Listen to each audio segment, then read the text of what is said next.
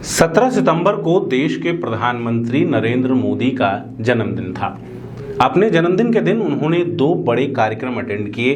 इसमें से एक कार्यक्रम मध्य प्रदेश के कूनो पार्क में चीता छोड़ने का था और दूसरा कार्यक्रम था दिल्ली में नेशनल लॉजिस्टिक्स पॉलिसी की घोषणा। Prime Minister Narendra Modi has unveiled the government's National Logistics Policy 2022. National logistic policy, इसके पीछे 8 वर्षों की मेहनत है, नीतिगत बदलाव है, अहम निर्णय है। एक कार्यक्रम तो खूब चर्चाओं में रहा, मगर दूसरे कार्यक्रम की मीडिया में उतनी चर्चा नहीं हुई। नेशनल लॉजिस्टिक्स पॉलिसी एक ऐसी योजना है जिससे देश के पूरे परिवहन व्यवस्था को क्रांतिकारी तरीके से बदलने की योजना है। अब बात इसमें रोड की हो, ट्रेन की हो, वाटरवेज की हो या बात एयरवेज की हो, सबको बदलकर परिवहन को सस्ता बनाना है। सरकार ने 2017 में एक कंपनी को काम दिया था कि वो कैलकुलेट करे कि परिवहन के ऊपर खर्च कितना आता है, और चौंकाने वाली बात है कि उस कंपनी के अनुसार भारत के जीडीपी का 14% लॉजिस्टिक्स में खर्च हो जाता है, जबकि विकसित देशों में यह खर्च 8 से 10% के बीच होता है। ऐसे में सरकार ने योजना बनाई कि कैसे इस खर्चे को, लॉजिस्टिक्स के खर्चे को जीडीपी के 10% के अंदर लाया जाए और एक्सपोर्ट को 5 से 8% तक बढ़ाया जाए।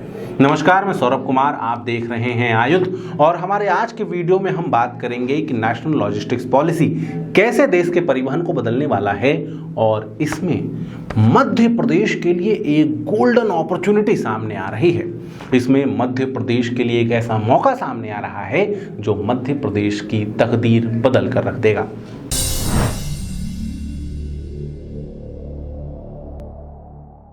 जैसा कि मैंने आपको बताया कि देश में जीडीपी का 14% आज के समय में लॉजिस्टिक्स में खर्च हो जाता है। 2 सर्वे आए थे, एक सर्वे गवर्नमेंट की संस्था का था और दूसरा सर्वे था NCAER का। इस सर्वे के मुताबिक लॉजिस्टिक्स में हमारा खर्च 8.35% है, लेकिन हम सरकारी संस्था के 14% को स्टैंडर्ड मानकर चल रहे हैं, हम उसके हिसाब से आगे बढ़ रहे हैं। भारत में लॉजिस्टिक्स का खर्च इतना ज़्यादा क्यों है, ये एक बड़ा प्रश्न है। देखिए, सामान एक जगह से दूसरी जगह भेजने के लिए जो सबसे सस्ता तरीका है वो रेल का तरीका है, ट्रेन का तरीका है। लेकिन ट्रेन में एक परेशानी है, एक ही पटरी पे मालगाड़ी भी चलती है और पैसेंजर गाड़ी भी चलती है। ऐसे में पैसेंजर गाड़ी को हमेशा प्राथमिकता दी जाती है, जिसके कारण मालगाड़ी देर होती है। इस देरी के कारण सामान भेजने का खर्चा बढ़ जाता है। भारत में वाटरवेज का कभी ज़्यादा विकास नहीं किया गया, उनका कहीं बहुत ज़्यादा इस्तेमाल नहीं किया गया, और जो रोडवे है वो तो महंगा है। रोडवे महंगा होने का एक बड़ा कारण ये भी है कि अभी भारत में ट्रांसपोर्टेशन के लिए पॉइंट टू पॉइंट मॉडल का इस्तेमाल किया जाता है। ये पॉइंट टू पॉइंट मॉडल क्या है?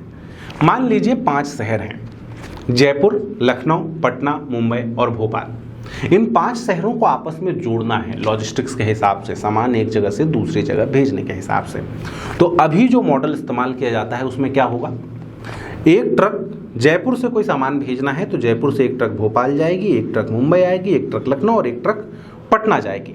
फिर लखनऊ से एक जो जयपुर से ट्रक आया था ट्रक वापस सामान लेके जयपुर चला जाएगा, एक ट्रक भोपाल, एक ट्रक पटना और एक ट्रक मुंबई। इसी तरह बाकी शहरों के साथ होगा, यानी कि इन 5 शहरों को जोड़ने के लिए हमें 10 ट्रक की जरूरत पड़ेगी। लेकिन अब सरकार जो नया मॉडल इस्तेमाल करने की योजना कर रही है, जो नया मॉडल बनाया जा रहा है, उसे कहते हैं हब एंड स्पोक मॉडल।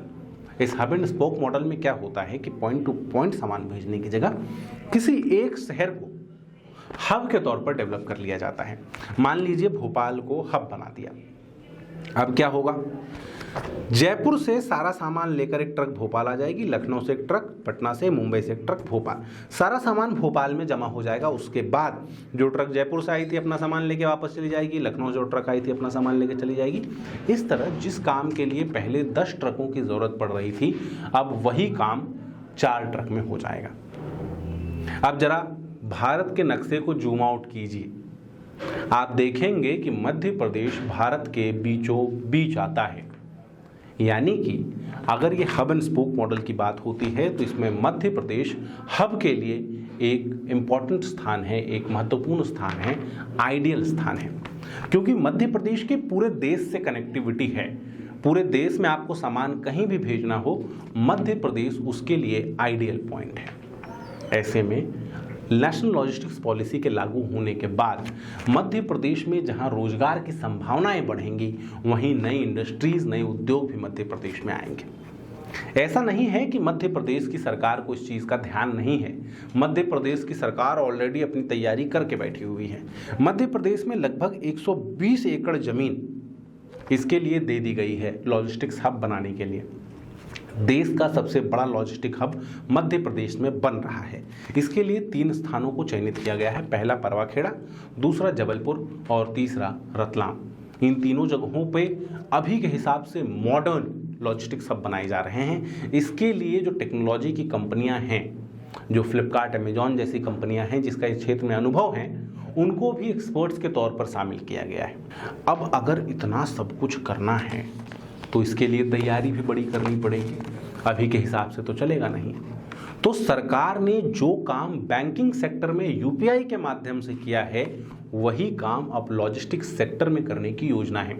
इसके लिए सरकार नेशनल लॉजिस्टिक्स इंटरफेस प्रोटोकॉल लेकर आ रही है, NLIP। NLIP क्या करेगा? NLIP वही काम करेगा जो अमेजॉन और फ्लिपकार्ट ऑलरेडी एक छोटे स्केल पर कर रही हैं। NLIP जो बिजनेसमैन है, लॉजिस्टिक्स है, वेयर हाउसिंग है और कंज्यूमर है, इनको आपस में जोड़ देगा। यानी मान लीजिए कि मैं एक बिजनेसमैन हूँ, मुझे कोई सामान भेजना है, मैं ऐप खोलूँगा, मैं उसमें डालूंगा मेरा ये सामान है, मुझे यहाँ से यहाँ तक भेजना है। तो ऐप मुझे सामान भेजने के लिए कौन सी गाड़ी चाहिए, वो गाड़ी कहाँ से कहाँ तक जाएगी, कौन सा ट्रेन से भेजना आसान रहेगा, कौन सा जल से भेजना आसान रहेगा, अगर रास्ते में कहीं वेयर हाउसिंग की ज़रूरत है तो कहाँ कितने वेयर हाउस खाली हैं, ये सारी चीज़ें एक जगह पर बता देगा। भारत में एक समय और पैसा जहां बर्बाद होता है वो कागजी कार्यवाही भी है। अभी एक सामान को दूसरी जगह भेजने के लिए 20 जगह से परमिशन लेने पड़ते हैं, लेकिन NLIP आ जाने के बाद ये परमिशन का झंझट खत्म हो जाएगा। सरकार सभी संस्थाओं को, सभी जो आवश्यक संस्थाएं हैं, उनको एक प्रोटोकॉल में ले आएगी। यानी कि जैसे ही आप NLIP में अपने सामान की बुकिंग करेंगे, आपको एक कागज, एक परमिशन इशू हो जाएगा। आपको अलग अलग विभागों में दौड़ने की ज़रूरत नहीं है। एक अनुमति से काम आसान, पैसे कम खर्च होंगे और इससे सामान की गति बढ़ेगी। जब व्यापारियों को सुविधा मिलेगी तो स्वाभाविक है कि व्यापार भी बढ़ेगा, देश की इकोनॉमी बढ़ेगी और भारत अपने 5 ट्रिलियन इकोनॉमी के सपने की तरफ तेजी से आगे बढ़ेगा। तो ये रही नेशनल लॉजिस्टिक्स पॉलिसी और मध्य प्रदेश की उसमें अपॉर्चुनिटीज। अगर आपको हमारा ये वीडियो अच्छा लगा तो चैनल सब्सक्राइब कर लीजिए। हम इस तरह की वीडियो आपके लिए लगातार लेकर आते रहते हैं। इसके साथ ही आप फेसबुक, ट्विटर और इंस्टाग्राम पर भी हमसे जुड़ सकते हैं। आपका बहुत बहुत धन्यवाद।